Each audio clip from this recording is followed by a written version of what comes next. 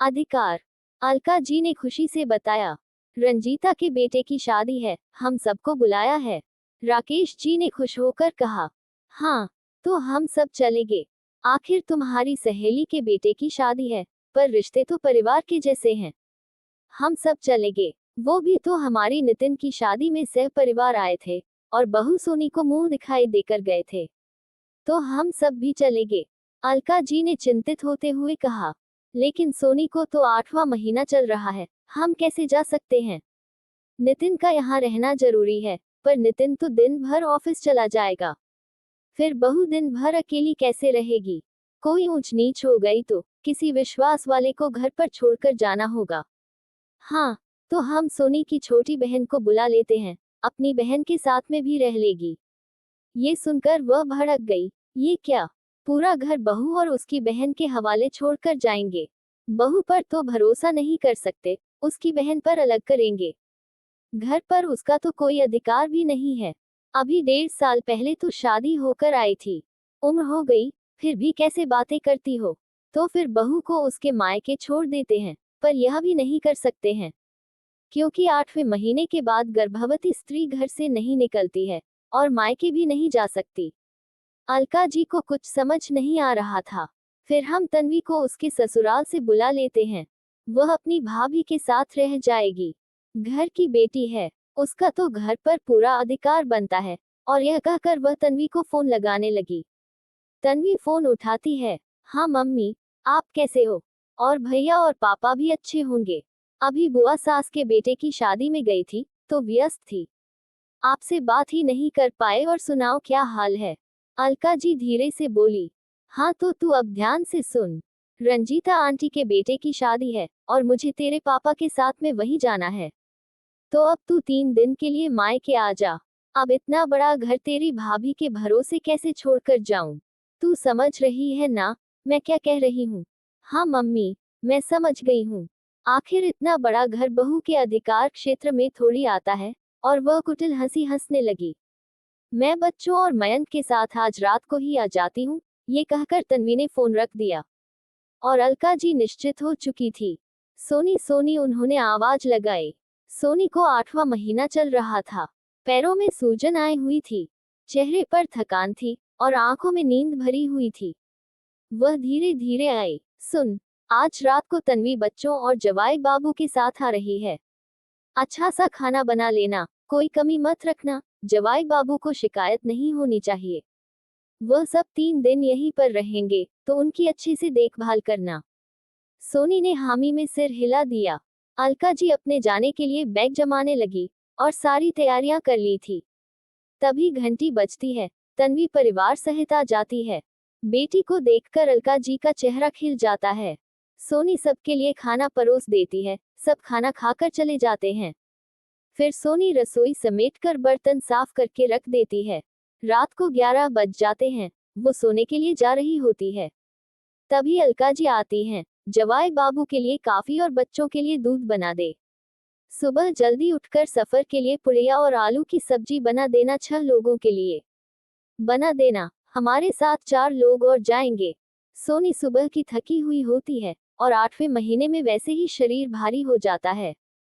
खुद के वजन से भी परेशान हो गई थी, और घर के कामों का भी सारा वजन उस पर डाल दिया गया था। अगली सुबह उठकर उसने सारा खाना बनाकर पैक कर दिया। अलका जी पति के साथ शादी के लिए चली गई। सोनी थककर बैठी ही थी कि तन्वी ने आवाज लगाई, भाभी गर्मागर्म चाय बना दीजिए, साथ में बिस्किट भी दे दीजिए। फिर खुद ही रसोई में आए और अलमारी खोली, और उसमें से बिस्किट निकालकर वापस चाबी से बंद कर दी। सोनी देखती रह गई कि किस तरह से उसकी सास घर का सारा अधिकार अपनी बेटी को सौंप कर गई है। वह कड़वे घूंट पीकर रह गई। चाय बनाकर जैसे ही सोनी ने फ्रिज खोलना चाहा, तो देखा वो भी लॉक था। वह समझ गई, ये सब उसकी सास का किया हुआ है। तभी तन्वी आती है, भाभी फ्रिज में से क्या चाहिए, मैं वो निकाल कर दे देती हूँ। नितिन भी यह हरकतें देखकर हैरान रह जाता है, पर घर में तन्वी और जीजाजी दोनों हैं, तो इसलिए वह भी चुप हो जाता है। सोनी खाने की तैयारी करने लग जाती है।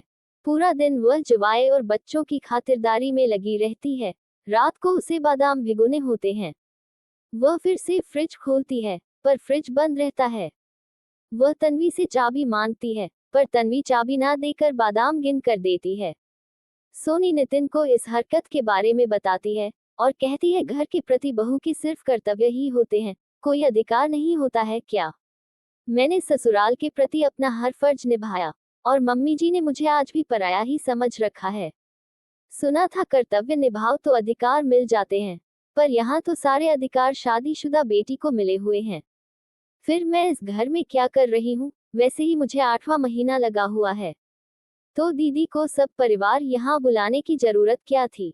क्या 2-3 दिन मैं आपके साथ अकेले अपनी मर्जी से नहीं रह सकती थी?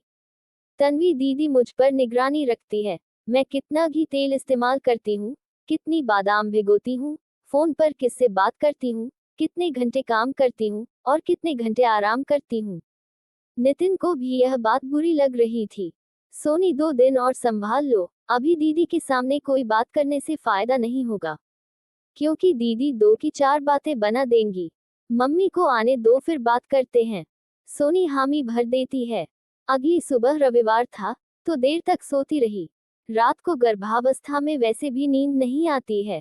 सुबह तन्वी तेज तेज दरवाजा पीटती है। सोनी, बच्चों के दूध का और इनकी चाय का समय हो गया है, तुम अभी तक भी नहीं उठी? सोनी हड़बड़ा कर उठती है और दरवाजा खोलती है। तन्वी का चेहरा गुस्से से लाल हो जाता है। सोनी चुपचाप रसोई में चली जाती है और अपना काम करने लगती है। 3 दिन निकल जाते हैं। अलका जी शादी से लौट कर आ जाती हैं। तन्वी आते ही उनके कान भरने लगती है। ये सब सुनकर उनका पारा चढ़ जाता है।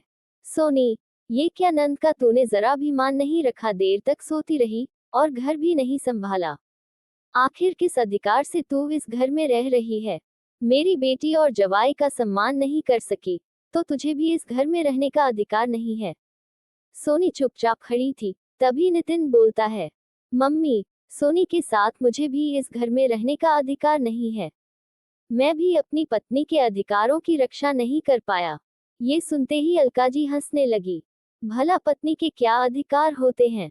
ये बहू है और इसे घर में मेरी मर्जी से रहना होगा। एक बहू ससुराल वालों के प्रति बस अपने कर्तव्य निभाए, उसकी यही जिम्मेदारी होती है। क्यों माँ? सिर्फ बहू के कर्तव्य ही होते हैं, अधिकार नहीं। आप जिस खुशी से बहू को घर में लाई थी, आपने वो खुशियां तो इसे दी नहीं। आप आज भी तन्वी दीदी के इशारों पर चल रही हैं। क्यों सोनी से अपने ही घर में परायों जैसा व्यवहार किया जाता है? उसे हर काम के लिए दीदी से पूछना होता है। दीदी पराये होकर भी घर पर अधिकार जता सकती हैं, तो सोनी तो इस घर के लिए अपना सब छोड़कर आई है, तो क्यों अधिकार नहीं जता सकती? वो घर संभाल रही है, अपनी कोख में संतान को पाल रही है। एक बहू का अधिकार क्षेत्र सिर्फ रसोई घर में खाना बनाना ही है क्या? उसके अलावा उसका घर की किसी चीज पर कोई हक नहीं है। आप घर की हर चीज का अधिकार तो तन्वी दीदी को देकर गई थी, तो फिर सोनी का इस घर में क्या स्थान है? वो मेरी पत्नी है, इस नाते से उसका घर की हर चीज पर पूरा अधिकार है। उस दिन जब दूध वाला दूध देने आया, तो दीदी ने कहा, दूध ज्यादा मत लेना, बड़ा महंगा हो गया है। वह गर्भवती है, अगर वो 2 समय भी दूध पिए, वो टोकने वाली कौन होती है? फिर मैं भी तो कमा रहा हूँ, मैं आप लोगों पर निर्भर नहीं हूँ। घर में जब पूजा हुई थी, तो आपने जेवर रखने के लिए दीदी को अलमारी की चाबी दे दी और सोनी को नहीं दी। आपके अपने कमरे में ऐसी है, और दीदी जब भी आती हैं आपके कमरे में सोती हैं। पर सोनी गर्भवती है, फिर भी उसे दिन में अपने कमरे का एसी चलाने का अधिकार नहीं है। आखिर क्यों बेटी को सब अधिकार हैं और बहू को नहीं? नितिन बोले जा रहा था और अलका जी मुख बनकर सब सुनी जा रही थी। मम्मी, एक लड़की बहू बनकर आती है, तो उस पर कर्तव्यों की गठरी का बोझ डाल दिया जाता है और उसके समस्त अधिकार छीन लिए जाते हैं। हंसने का अधिकार, बोलने का अधिकार, अपनी मर्जी से खाने पीने, रहने, घूमने का अधिकार, सब पर पाबंदी लगा दी जाती है और उम्मीद की जाती है वह फिर भी हंसती रहे, सबके हिसाब से काम करती रहे, जरा सी भी आवाज नहीं करे, अपनी नींद का त्याग कर दे, अपने आराम को भूल जाए, अपने शौक को भूल जाए, अपने मायके को भूल जाए, अपने हिसाब से जीना ही भूल जाए। अलका जी और तन्वी चुप हो जाते हैं। तन्वी की आंखों से आंसू बहने लगते हैं। मेरे भाई और सोनी मुझे माफ कर दो, पर इसमें मेरी भी गलती नहीं है। कोई लड़की मायके में तभी अधिकार जमाने की कोशिश करती है जब उसे ससुराल में कोई अधिकार नहीं मिलता है और वह मन महसूस कर रह जाती है। ससुराल में वह दबी सहमी रहती है, पर मायके में आवाज बुलंद हो जाती है। मेरी नंदों ने मेरे साथ यही सब किया था। मेरा भी मन दुखता था, तभी तो मैं अपने मन की सारी भड़ास सोनी पर निकाल रही हूँ।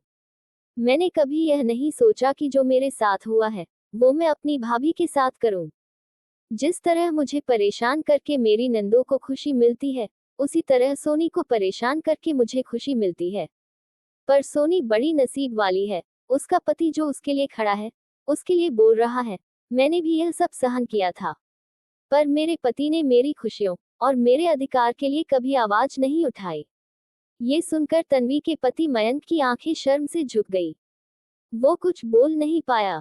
सबकी बातें सुनकर अलका जी बोलती हैं, किसी की कोई गलती नहीं है, सारी गलती मेरी है। सभी समस्याओं की जड़ मैं हूँ। मैंने भी वही किया जो मेरी सास ने मेरे साथ किया। मुझे उस वक्त बहुत बुरा लगता था और मैं सोचती थी कि मैं अपनी बहू के साथ ऐसा नहीं करूंगी, पर सास बनते ही पुराने दर्द ताज़ा हो जाते हैं। और मैं भी बहू के साथ सास बनकर रही, माँ तो कभी बनी ही नहीं। मेरी सास भी मुझे हर अधिकार से वंचित रखती थी। तेरी बुआ ही घर पर राज करती थी। वह जैसा कहती थी, तेरी दादी वैसा ही करती थी। एक बार मेरे पिताजी की तबीयत खराब हो गई थी। मुझे मायके जाना था, पर तेरी बुआ ने मना कर दिया कि मैं आई हुई हूँ और यह मायके जाने का बहाना बना रही है। मैं जा नहीं पाए और पिताजी की मृत्यु हो गई। उनके अंतिम दर्शन भी नहीं कर पाए। आज भी मेरे मन में वह दर्द, वह कड़वाहट भरी हुई है। तेरे पापा ने भी मेरा साथ नहीं दिया और मैं मायके जाने के अधिकार से वंचित हो गई। बहू ससुराल के हर कर्तव्य में इस तरह बंध जाती है कि अपनी मर्जी से जीना, सांस लेना ही भूल जाती है। एक बात कहूँ बेटा, आज तू अपनी पत्नी की तरफ से बोला तो मुझे गुस्सा नहीं आया। आखिर एक पत्नी को, एक बहू को घर में सब अधिकार मिलने ही चाहिए। हम सास बहू नंद आपस में ही एक दूसरे का अधिकार छीनती रहती हैं, एक दूसरे को दुख तकलीफ पहुंचाती रहती हैं, एक दूसरे को नीचा दिखाने की फिराक में रहती हैं। महिला ही महिला की खुशियों की दुश्मन बन जाती है। अगर हर महिला सोच ले कि जो मैंने सहा है वह कोई और नहीं सहेगी, वह सबको खुश रखेगी, तो हर घर में सुख और खुशहाली होगी। अलका जी सोनी को गले लगा लेती हैं, तन्वी को अपने घर के लिए विदा कर देती हैं और सोनी अपने पति नितिन को आंखों ही आंखों में धन्यवाद देती है, जिसकी वजह से उसे ससुराल में सब अधिकार मिल गए।